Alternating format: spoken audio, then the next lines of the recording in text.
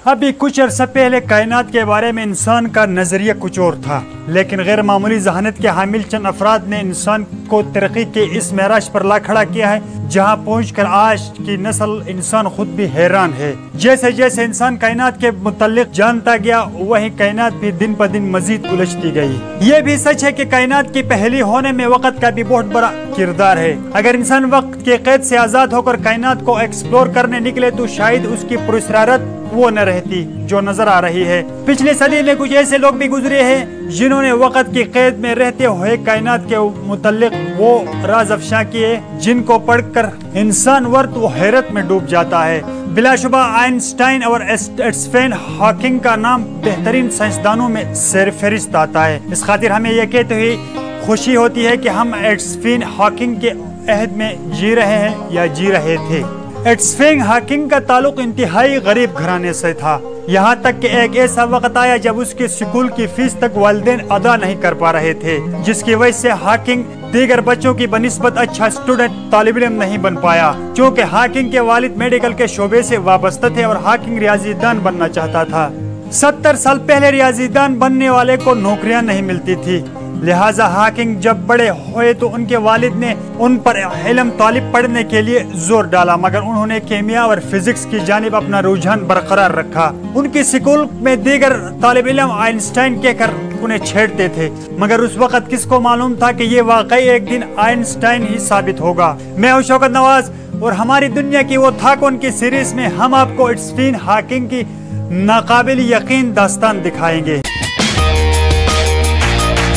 یہی وجہ ہے کہ اسٹیفن ہاکنگ وقت میں سفر کرنے کے حامی نہیں تھے، کیونکہ ان کے مطابق اگر واقعی میں سفر کرنا ممکن ہوتا تو لازمی طور پر انہیں ایک عادت شخص ایسی زندگی میں مل جاتا جو مستقبل سے آیا ہوتا، ان کے ساتھ سیلفی لینے کے خواہش مند ہوتا۔ بہرحال 1959 تک اسٹیفن نے اپنے کالج کی پڑھائی مکمل کی اور 1962 میں نیچرل سائنس میں BA کی ڈگری مکمل کی۔ یاد رہے کہ گریجویشن کرنے تک اسٹیفن کے متعلق یہی مشہور رہا کہ یہ نالائق اور سست طالب علم تھا۔ اس اثنا میں جب ہاکنگ زندگی کے 21ویں دہلیز پر قدم رکھ رہے تھے تو کالج میں دوران تقریر اچانک گر پڑا۔ ان کے والد اس حالت سے پریشان ہوئے، انہیں ڈاکٹر کے پاس معائنے کے لیے لے گئے۔ وہاں یہ معلوم ہوا کہ ہاکنگ ایک لا علاج بیمار موٹر نیورون کا شکار ہو چکے ہیں اور اگلے 2 سال میں ان کی موت واقع ہو جائے گی۔ یہ ایسی بیماری ہے جس میں مریض کے تمام اعضاء ایک ایک کر کے کام کرنا چھوڑ دیتے ہیں اور بالآخر مریض مر جاتا ہے۔ وقت کے ساتھ ساتھ ہاکنگ پر بیماری کا سایہ گہرا ہوتا گیا، اب وہ لنگڑا کر چلنا بھی شروع ہو گیا، بولنے میں بھی مشکلات کا سامنا کرنا پڑتا تھا۔ اس تمام صورتحال نے ہاکنگ کو شدید دھچکا پہنچا اور انہوں نے ہار مان کر زندگی سے کنارہ کشی اختیار کی، موت کا انتظار کرنے کا فیصلہ کیا۔ لیکن اسی دوران ان کے استاد اور ماڈرن کا سمولوجی کے ہائنی ڈینس ویل نے ہمت دلائی اور عالمی میدان میں انہیں واپس لائے۔ سو یہی بیماری ان کی کامیابی کا سبب بنی۔ اس کی کوشش تھی کہ مرنے سے پہلے آئنسٹائن کی نظریہ اضافت کے متعلق مسائل حل کروں اور اسے مزید ایکسپلور کروں۔ انہوں نے 1964 کے وسط میں عالمی میدان میں واپس آ کر اپنی پسندیدہ سائنسدان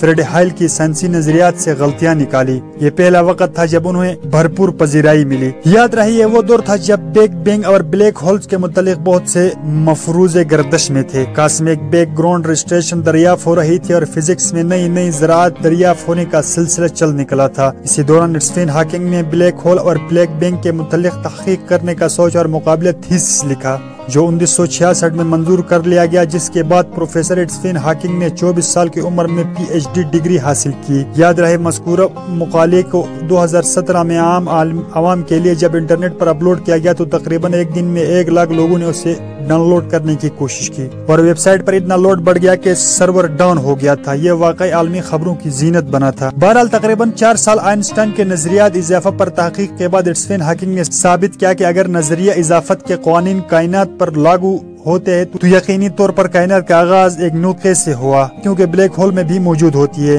اس کے بعد ہاکنگ کی تحقیق رخ بلیک ہول کی جانب ہو گئی اور بلیک ہول کے متعلق کافی چشم کشا انکشافات کیے جنہیں دنیا بھر میں تسلیم کیا گیا اور سراہا گیا۔ 1973 میں ہاکنگ کی پہلی کتاب دی لارج اسکیل اسٹرکچر شائع ہوئی۔ اس کتاب کے بعد ہاکنگ نے کوانٹم فزکس کے میدان میں تحقیق کا آغاز کیا۔ اسی دوران تحقیق کرتے ہوئے ہاکنگ کو معلوم ہوا کہ فزکس کے اصولوں کے تحت بلیک ہول میں جانے والی اشیاء سے شعاعوں کا اخراج ہونا چاہیے۔ ہاکنگ نے دعویٰ کیا کہ بلیک ہول سے ہر وقت ریڈینشن کا اخراج ہوتا رہتا ہے۔ اس ریڈینشن کو شروع میں سائنسدانوں نے اہمیت نہ دی، مگر بعد ہاکنگ کے دریافت نے فزکس کی دنیا میں تہلکہ مچا دیا۔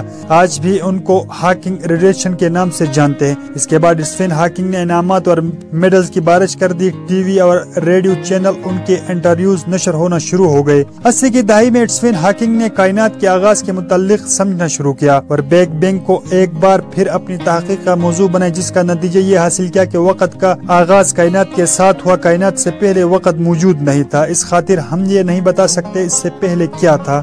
1985 میں ہاکنگ سے بولنے کی طاقت بھی چھین گئی۔ اب وہ ٹوٹے پھوٹے الفاظ بولنے کے بھی قابل نہ رہے۔ جہاں ایک طرف یہ لمحہ فکرت تھا، وہیں موت کو اپنے نزدیک آتا بھی محسوس کرتے تھے۔ انعامات و اعزازات کا ہاکنگ کے معاشی طور پر فائدہ نہیں ہوا، جس کے پاس اسٹیفن ہاکنگ نے مقالہ جات لکھنے کے بجائے ایک ایسے کتاب لکھنے کا سوچا جس میں کائنات کے اسرار اور موضوع کو انتہا آسان انداز میں سمجھایا جائے تاکہ عوام کائنات کے متعلق بآسانی سمجھ سکے۔ 1988 میں ہاکنگ نے شہر آفاق کتاب ہسٹری آف اے بریف لکھی، جس کی اس وقت 90 لاکھ کاپیاں فروخت ہوئی۔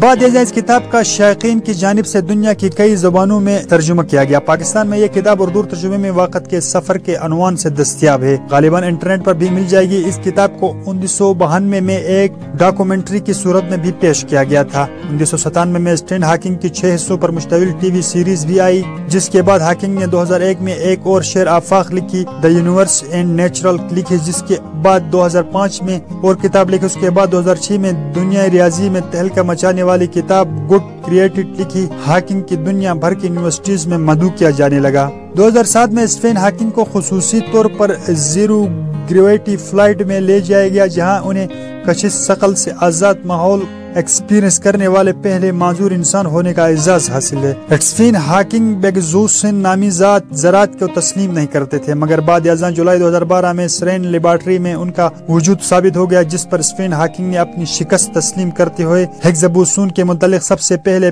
پیش گوئی کرنے والا سائنسدان کو نوبل پرائز دینے کا مطالبہ کیا۔ دنیا بھر کے ممالک نے اپنے عالی اعزازات سے ہاکنگ کو نوازا۔ کئی ممالک میں عمارتیں ان کے نام سے منسوب کی گئی۔ چونکہ اسٹیفن ہاکنگ وقت میں سفر کرنے کے ناقد تھے، اس خاطر انہوں نے 28 جون 2009 کو اپنے گھر ایک ٹائم ٹریول پارٹی رکھی اور اس کا اعلان اگلے دن 29 جون 2009 کو کیا۔ کل رات میں نے ٹائم ٹریول پارٹی رکھی تھی جس میں کسی نے شرکت نہیں کی۔ اس کا مطلب ہے کہ انسان کبھی ماضی میں سفر نہیں کر پائے گا، کیونکہ اگر مستقبل میں وقت میں سفر کرنا ممکن ہو جاتا تو کوئی نہ کوئی ٹائم ٹریول لازمی اس پارٹی میں آتا۔ 2015 اور 2017 میں اسٹیفن ہاکنگ نے خلائی مخلوق کے متعلق زبردست تحقیقات کیے۔ ان کے وسط بھی یہی تھی کہ اس کائنات میں کوئی دوسری مخلوق لازمی طور پر موجود ہے، مگر انسانوں کو اس سے کبھی رابطہ کرنے کی کوشش نہیں کرنی چاہیے۔ اگر وہ تھوڑی سی بھی انسانی سے زیادہ ترقی یافتہ ہوئی تو زمین پر قبضہ کر کے انسان کے لیے زندگی اجیرن بنا سکتے ہیں، بالکل ویسے جیسے کولمبس کے امریکہ دریافت کرنے کے بعد امریکیوں کو سخت حالات کا سامنا کرنا پڑا۔ شروع میں اسٹیفن ہاکنگ کو جب بولنے کی صلاحیت ختم ہوئی تو وہ اپنی انگلیوں کے ذریعے کمپیوٹر سے الفاظ کو چناؤ کر کے تقریر کرتے تھے،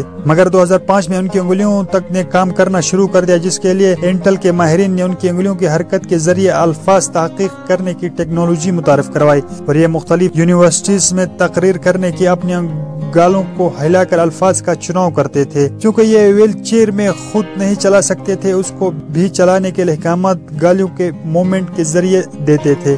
وفات سے کچھ عرصہ پہلے تک مرض اس حد تک شدت اختیار کر گیا تھا کہ سانس لینے میں بھی انہیں دشواری پیش آتی تھی، جس کی وجہ سے انہیں کئی بار وینٹیلیٹر پر رکھا جاتا رہا۔ ستمبر 2013 میں اپنی بیماری سے تنگ آ کر اپنی مجبوری کا اظہار ہاکنگ نے ان الفاظ میں کیا: میرے خیال میں جو لوگ شدید تکلیف میں مبتلا ہو انہیں اپنی زندگی ختم کرنے کے حوالے سے قانونی اختیار دینا چاہیے۔ ہم جانوروں کو اذیت میں نہیں رکھنا سکتے تو پھر انسانوں کو کیوں اذیت میں رکھتے ہیں؟ اسٹیفن ہاکنگ اس بات پر بھی زور دیتے تھے کہ انسان کو اگر اپنی بقا عزیز ہے تو پھر زمین سے نکل کر کائنات کے دیگر گوشوں میں خود کو آباد کرنا ہوگا۔ اس کے علاوہ ہاکنگ سائنسدان کو یہ تنبیہ بھی کرتے رہے کہ کمپیوٹر میں موجود وائرس بھی آنے والے وقت میں کمپیوٹر اور روبوٹس کو اپنے کنٹرول میں کر کے انسان پر حکمرانی کر سکتا ہے، اور یہ زندگی کو ایک الگ نئی قسم ہو سکتی ہے۔ بلا شبہ ہاکنگ کے جانے سے علم فلکیات میں پیدا ہونے والی خلا کو پر کرنا مشکل ہوگا، لیکن یہ بھی سچ ہے کہ ہاکنگ کی تحقیق نئی نسل کی کامیابیوں کے لیے نئی زینے پر پہنچانے کے لیے اہم سنگ میل ثابت ہوں گے۔ سائنسی کمپنی وہ ہے جنہوں نے موت سے پہلے پہلے کی زندگی کا ڈپارٹمنٹ سنبھالا ہوا ہے۔ ان کا کام انسانیت کے لیے نئی ایجادات، دوائیاں، علاج اور اربوں کروڑوں میل دور دو سیاروں کے درمیان کائنات کا رازوں پر غور و فکر ٹیکنالوجی کی ترقی ہے۔ یہ کائنات کی ابتدا، بگ بینگ اور تقریر 4 ارب سال پہلے ان پر زندگی کی شروعات اور ارتقاب کے بارے میں بتاتے ہیں۔